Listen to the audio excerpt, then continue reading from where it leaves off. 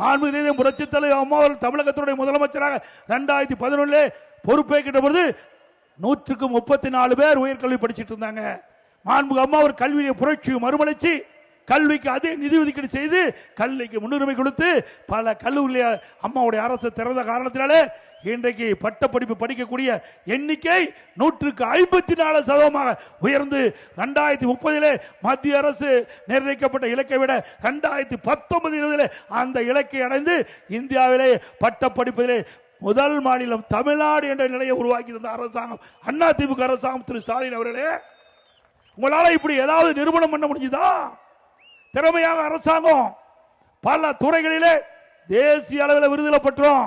உறுப்பு மாற்று அறுவை சிகிச்சை தொடர்ந்து 5 ஆண்டு காலம் தேசிய அளவில் விருதுகளை பெற்றோம். உணவு தானிய உற்பத்தி தேசிய அளவில் 5 கிறிஸ்துவ விருதை பெற்றோம். அதே போல உள்ளாட்சியில 140 தேசிய விருதுகளை பெற்றோம்.